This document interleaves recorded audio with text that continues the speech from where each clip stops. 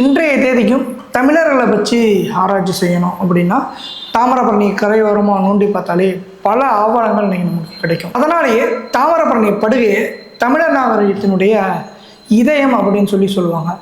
இன்றைக்கி அந்த இதயம் எந்த அளவுக்கு சிதைஞ்சு இருக்குது அப்படின்னா, கடைசி 2 மாதத்தில் தூத்துக்குடி, திருநெல்வேலி, தென்காசி இந்த மாவட்டங்களில் மட்டுமே கடைசி 2 மாதத்தில் 30 கொலைகள் நடந்திருக்கு. 30 கொலைகள் அப்படிங்கிறது ஏதோ சர்வசாதாரணமாக கடந்து போகிற விஷயம் கிடையாது. 30 கொலைகளுக்கு காரணமாகவும் இருக்கிறது ஒரு வகையில் அரசுன்னு சொல்லலாம். அரசு துரிதமாக செயல்பட்டு முதல் கொலை நடக்கும்போதே அரசு துரிதமாக செயல்பட்டு அடுத்த கொலை நடக்காத அளவுக்கு பண்ணியிருந்தாங்க அப்படின்னா அந்த கொலை நடந்திருக்குமா? ஒரு காலகட்டத்தில் அந்த மக்கள் எல்லாமே விவசாயம், தன்னுடைய குடும்பம் அப்படின்னு ரொம்பவே சந்தோஷமாக வந்த நாட்கள்லாம் இருக்குது.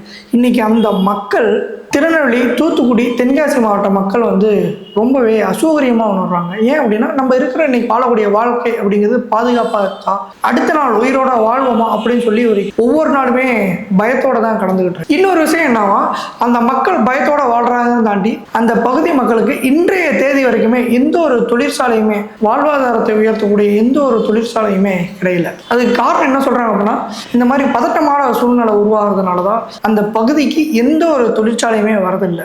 ஒருவேளை வரணும்னு யோசிச்சா கூட அடுத்து 1 வாரம் 10 நாள்ல இந்த மாதிரி ஏதாவது ஒரு சம்பவம் நடந்துருது. இன்வெஸ்ட் பண்ணணும், அவங்க தொழிற்சாலையை கொண்டுட்டு வரணும் அப்படின்னு யாருமே யோசிக்கிறதே இல்லை. இது எல்லாத்தையுமே காரணம் அரசு மட்டும்தான்.